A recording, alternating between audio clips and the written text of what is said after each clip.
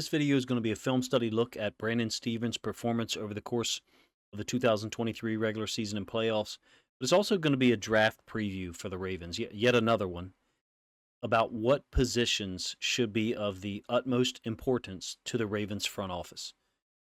Should the Ravens draft a corner 3 weeks from now? Do they need a starting corner opposite Marlon Humphrey or opposite Brandon Stevens? When I say that, I mean an outside corner. I don't think they need a nickel defender. Arthur Millette fills that role perfectly. And the Ravens have their all-everything safety, Kyle Hamilton, to deploy there as well in the nickel or slot position when they want to get really imposing in that area of the field. As it relates to Stevens, the answer to the question, for me, should the Ravens draft a corner, probably settles along the same lines as your opinion about Brandon Stevens. 26-year-old corner, just finished his third year in Baltimore after being a third-round pick in 2021. It's really gone by fast, if you ask me. He's entering his contract year, which seems a little unreal. Did he play well enough for you to consider him a starter, a clear-cut starter in 2024? I don't know how else to say it. I think Stevens is our best corner right now from a consistency standpoint. Has Marlon Humphrey accomplished more things in the NFL? Of course. Is Marlon Humphrey capable of impacting the game in a wider manner of plays? Yeah, absolutely. Forcing fumbles, interceptions, tight coverage in man, exquisite zone coverage, describing Marlon Humphrey to you. Having said that, Stevens was consistent and incredibly reliable in 2023. Played 99% of the snaps over the, maybe it was 98. Go look at the game snap counts for you. He's reliable, covers extremely well, plays hard, is a pest, a borderline menace in man coverage, and that's to all types of receivers. The big X receivers like George Pickens and Zay Jones, smaller, shifty guys, Amon-Ra St. Brown, Marquise Brown, the burners, speed-reliant wide receivers. Stevens covered them all off on the Ravens' right side and stood up in nearly every situation. We'll show you the film. Originally, I had about 65 plays, cut that in half down to about 30, 32. Finally settled on a core group of 14 or 16 plays to try to show you what I think of Brandon Stevens and why I think he's an absolute starter for this team in 2024. Look, a few guys got on him and were able to complete receptions, but it was all contested. Really tight coverage. Almost always on the correct leverage side, meaning there's no direct avenue for the quarterback to throw the football. He breaks well when he's able to face the quarterback and see things in front of him. So zone or some of the match coverages. And those match coverages, split field, if you will, really appeals to me for Brandon Stevens because he's athletic enough to match the routes after reading and determining who to cover. For me, if the standard is you have to have more than 2 interceptions every year in order to be a starter for our NFL team, then hell, I don't think there's 15, 20 starting caliber corners in the entire league. Brandon Stevens made life miserable for a number of wide receivers and quarterbacks for that matter. Fit into the system perfectly under Mike Macdonald. How does he fit under Zach Orr? I don't know if you recall all the consternation, fear, and worry that we had last year. I believe it was training camp when Marlon Humphrey was determined to be out for a while. All Stevens did was show up every game, every snap, play lights out, man, zone, split field match coverages, tackle well. Having said that, as highly as I think of him, with the cornerback depth in this draft, absolutely the Ravens should draft a corner in the first 3 rounds. 62 preferably for me because of other needs that we have. My guy is Renardo Green there, Edgar Allen, EA's, someone who I've communicated with, and we're of the same opinion. Renardo Green is the guy to get at 62. Don't think he'll be there at 93. But look, there's other players capable of being high-level starters who provide coverage versatility and the athleticism to handle the pressure of playing man-to-man. Stevens had 2 interceptions in 2023. Both of them come off of coverages not man-oriented. This is a 3 deep, 3 under coverage. Week 8 on the road against Arizona. Ravens are bringing 5-man pressure. Stevens makes this diving interception on a ball that Josh Dobbs clearly overthrew, intended for Michael Wilson. 3 deep, 3 under coverage has 2 curl flat defenders. That's a little bit of a overgeneralization there. Responsible for hot 2, potential deep thirds defenders here, but 3 deep, 3 under doesn't necessarily refer to a zone you're matching route still. In this case, away from where Roquan Smith took his initial pass drop, Josh Dobbs has correctly found the 2 versus 2 situation, meaning Arthur Millette and Brandon Stevens to the top side against the tight end and Michael Wilson. In this case, possibly because of the pass rush here from Queen, kind of dumping the center back into Dobbs' lap may have been the reason for the ball to be overthrown. Nonetheless, great catch by Stevens, who doesn't have, obviously, that many interceptions in his career, nor over the course of 2023. This is a match coverage. He's generally located on the right-hand side of the screen. Week 4 against the Browns. Marcus Williams not playing in this game. Ravens are playing man to one side of the field. And then a 4/3 to the bunch side. Ends up being a long return by Stevens after the interception on a great play by Millette. Ball deflected, throw behind Amari Cooper to the downside of the screen. Sorry about that. To the downside of the screen, ends up being a bunch. Ravens are playing 4/3 down here with Millette taking outside leverage of any release. And then once Cooper brings the route back inside, there's no work for Millette out into the flat, so he can stay on the outside. Stevens, the one thing they have to mention about him consistently across multiple coverages, except for when he has his back turned to the quarterback, is able to keep his eye on the quarterback while defending the route. And that's really the only reason why, after this deflection, when Millette and Roquan Smith collide with the football almost at the same time, Stevens is able to put himself in position to get the interception because he had eyes on the quarterback. He's a very aware football player in some of these match coverages. That's why I mentioned it in the somewhat lengthy lead-in. When he's in man coverage, Stevens is generally going to have his back turned to the football for most of the play and have more difficulty finding the ball, which is not an easy skill in and of itself. I'm going to show you a significant number of plays where Stevens is playing man against some extremely talented receivers. Jamar Chase, in this case, DK Metcalf, Zay Jones, George Pickens, among others. Stevens made life miserable for a lot of these guys. Is he a shutdown guy against someone as talented as Jamar Chase? Well, no. Jamar Chase is going to get his. He's going to make plays, which he got him on a touchdown later on in the game. But you see a number of plays this year against some of the best receivers in the league where Stevens is able to tangle them up, get on the correct leverage side, and disrupt them enough such that the quarterback is unable to get them the football in a position where they're able to make a play. Jamar Chase's touchdown, which I felt like I had to show here to provide some balance. Same game at home, back shoulder throw, pretty much impossible to defend. You can see he wasn't super happy about his performance on that night, and he shouldn't have been, because I thought Brandon Stevens got the better of him in most of the one-on-one matchups, not this one here in particular. Against DK Metcalf, again, Stevens almost always located on the right-hand side of the Ravens defense. 1st and 10, 4th possession early on. I mean, they left him on Metcalf a lot, and Stevens was up to the task. This is a situation where he's almost using his speed to catch up to Metcalf, where there is space right now on the interior leverage side, I would call it. And then Stevens definitely has a great understanding of the routes, pretty much runs into DK Metcalf's hip, takes away any opportunity for the ball to be delivered, even though the quarterback, Geno Smith, chose to go elsewhere. That same Week 11 game, Stevens is now on the opposite side. Remember, Marlon didn't play in this game at all. It's Rock Ya-Sin down to the bottom side of the screen, so switched his side occasionally to travel with Chase.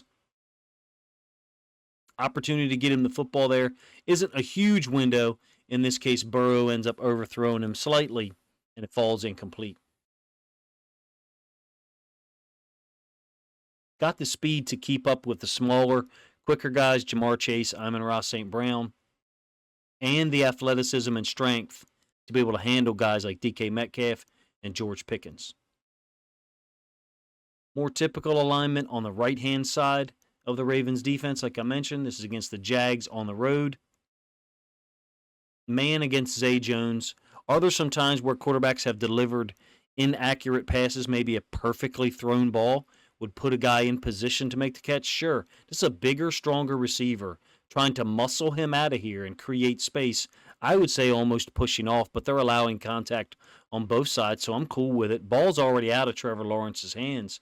Stevens is connected enough such that the ball can't be delivered on the back hip. It can't even be delivered in the center of the body. Lawrence tried to get this ball up high, and Jones is in no position to make the catch. Why? Because he had to push off. He had to retaliatory push off on Stevens, who was doing the same thing. The physicality, the disruptive nature of Brandon Stevens, I think, is consistent across the entire season in 2023. I'm not really sure how people can watch any level of the film and think that he's not an absolute starter from day one for the Ravens in 2024.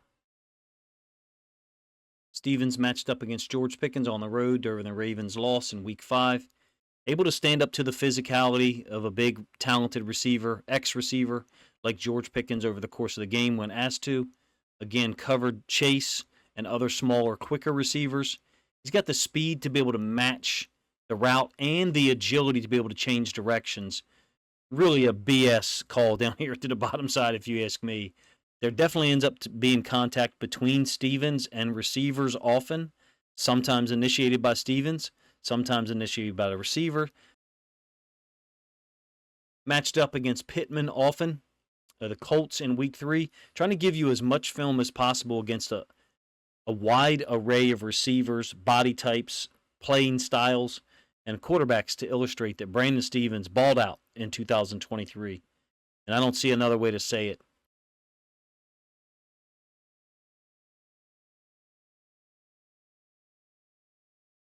This is an amazing job, if you ask me, on a 2nd and 5, covering Pittman, Week 3, down inside the red zone. Short gain across the middle of the field. There's no mesh concept here, meaning there aren't two drags, one of them on the high side, one of them on the low side. You'll actually see him get beat on that later. If you don't pick, rub, or screen him, and you're just going to run underneath one-cut routes, he's fast enough to catch up to the receiver, and if there is a catch, make a tackle so there's really no yards after the catch whatsoever. Contact certainly initiated here on the backside of this trip set. I think this is the last play of the game for the Jags, 4th down to the tight end. Contact is initiated by the tight end. Brandon Stevens is strong. The reason I'm showing you this, Brandon Stevens is strong enough to stand up to those guys and not let the space be created while simultaneously being fast enough to run with the quicker receivers across the field in some of the examples that I've given you. That's a unique level of athleticism, number one. Unique level of preparedness to be aware of the routes. Are there situations where you'd say, well, I want him to be able to, quote, find the football more? Well, first of all, explain what that is if you're one of those people, number one. But number two, to find a corner who can cover the wide variety of receivers that he can and deal with the physicality, and still for the standard to be such to get a pass completed on him, you have to have something like that executed by the quarterback and the receiver. I'll take that 7 days a week, 17 games a season.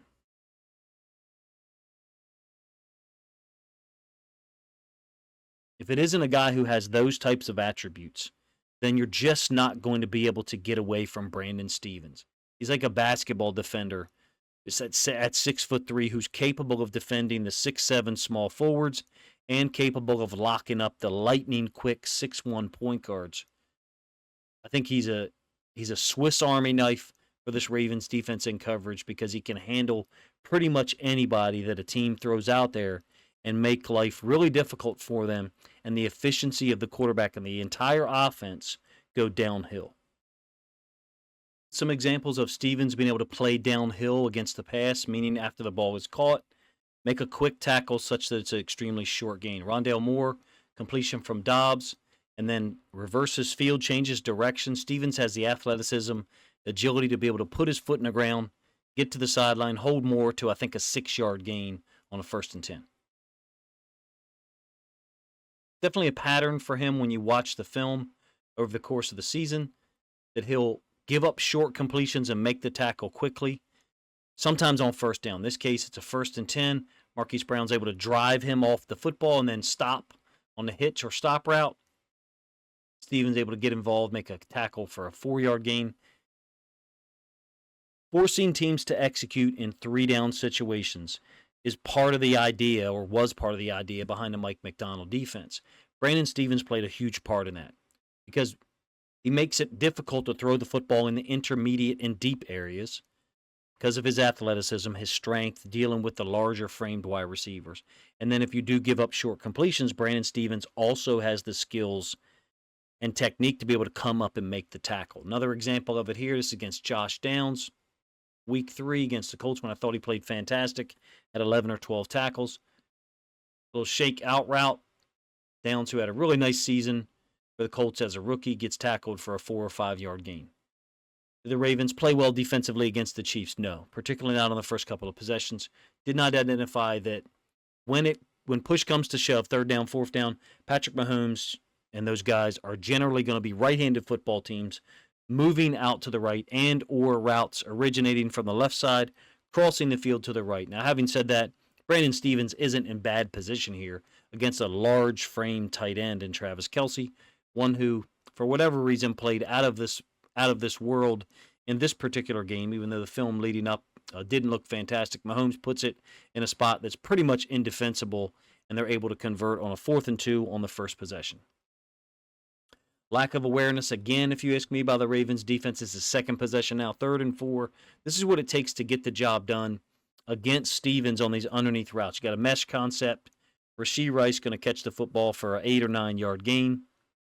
Why is he able to get open? Well, he's receiving a screen, a pick, a rub, whatever you want to call it, from Travis Kelce that bumps Stevens off his path just enough to give Rashee Rice some separation. Another element to this, not to push blame on Patrick Queen, is you have the opportunity here to be able to make significant contact, disrupt or impede the receiver. You're inside of the 4 or 5 yard zone, I should say, such that you're not really allowed to collision receivers, and don't do a good enough job at all of getting rid of the receiver. I don't think the Ravens did a nearly good enough job identifying formations, especially in those 3rd and 4th down situations. Brandon Stevens able to get beat once by Kelce on a 4th down, and then there by Rice on a 3rd down. Finally, this unbelievably fortunate play for the Chiefs on another 3rd and 5, second possession, so the Chiefs go down and get a touchdown here, where Mahomes scrambles around, misses somehow a wide open Clyde Edwards-Helaire in the right flats against the zone, and then throws the football when Kelce is on the wrong side. Fortunately for the Chiefs, they're able to come down with it. I don't think Brandon Stevens did a poor job there at all, trying to stick with Kelce, who went 11 for 11 on the day. Well documented that Brandon Stevens has the speed and athleticism and burst to handle vertical concepts beyond the intermediate level. I've mentioned it a couple of times. Quarter, half, look here. Week 4 against the Browns. Not really respecting the vertical initially. I think he's looking for a route to break in the 12 to 14 yard range, and then once he recognizes that it's a vertical being run to the outside, he's able to run with it such that even if the football was thrown, he's in a position to defend it, at minimum turn it into a 50-50 situation. Ends up being an incompletion on a great play by Darryl Worley. In zone coverage, I think you normally get really exquisite reactions from Stevens. Does a much better job of eyeing the quarterback and reacting to the throw, reacting to the route, while making sure that he doesn't get beat by a double move. Passing this off like zone, I think there's some type of confusion between him and Geno Stone. This complimentary route on the backside between St. Brown and Gibbs. Week 7 at home. Gibbs, a difficult guy to tackle. Brandon Stevens, again, up to the task, releases the X, St. Brown, to the inside, to the safety. Stone is also going with that route. Fortunately for the Ravens, that's where the ball was thrown. Ends up being a 2 yard gain. Other side of the field here.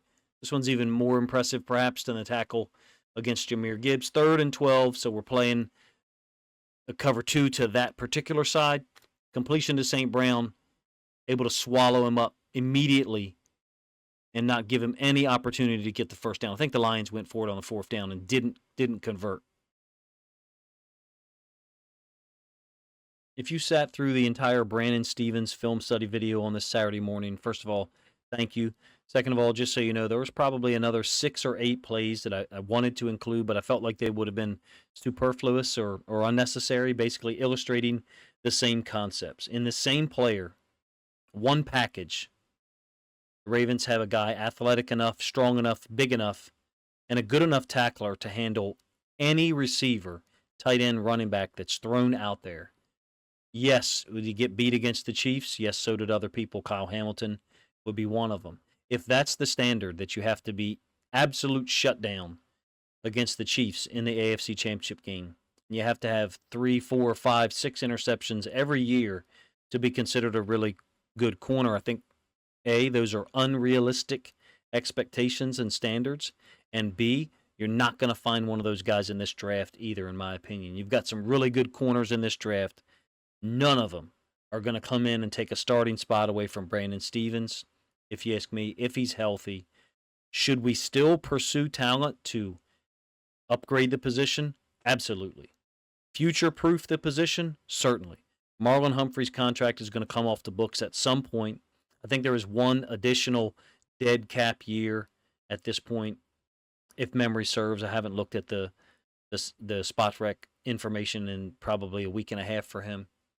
I would love to see Marlon Humphrey, Brandon Stephens completely healthy all year with Arthur Millette, Ardarius Washington, Kyle Hamilton, Marcus Williams, any safeties that we draft, and some corner that we take at 62 or maybe 93. Renardo Green, Cam Hart. I'm a big fan of Kyrie Jackson. I understand I'm being very biased there because I'm picking 2 Maryland area guys in Jackson and Hart to focus on. I think Brandon Stephens is going to have another year in 2024 very similar to the one he just had. It's going to be related to pass rush. How often are we able to pressure quarterbacks and make them get rid of the ball quick enough such that Stephens can use his athleticism and his eyes focusing on the quarterback when we're in zone or match and break on the ball a little bit sooner than maybe he would if the pass rush wasn't so devastating at times. That's why the Justin Madubuike signing, if you ask me, or extension, is a fantastic move by the front office. Man, I appreciate you guys' time. If you sat and watched the whole video, understand people may have different opinions on Brandon Stephens and his play and some of the other things that I had to say about Mahomes and the Chiefs and Travis Kelce. Appreciate you guys' time, man. If you think other Ravens fans would enjoy this video, this film study look at Brandon Stephens / commentary on which positions the Ravens should focus on in the draft, then please consider grabbing a link to this video, sharing it out on social media to help this content get more reach.